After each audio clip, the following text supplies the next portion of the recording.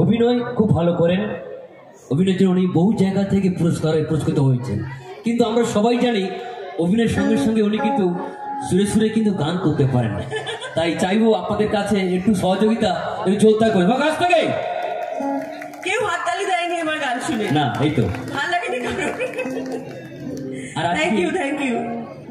যার জন্য আমাদের প্রিয় নায়িকাকে কাছে পাওয়া, আর যার জন্য এই সুন্দর মেলার আয়োজন, যার জন্য আমরা সবাই একত্রিত হয়েছি এই পবিত্র ময়দানে, দেবগ্রাম গ্রামবাসী বৃন্দের সহযোগিতা এবং সে একজন আমাদের প্রিয় মানুষ প্রকাশ দা। আমি চাইবো ওনার জন্য তালিও ফাটি একসঙ্গে জোরদার করে।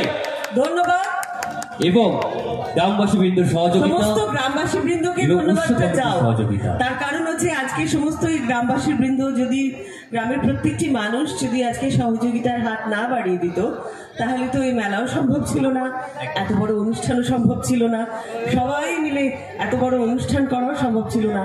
সবাই মিলে ভালোবাসে এই অনুষ্ঠানটাকে, সেই জন্যই এরা করতে পারে।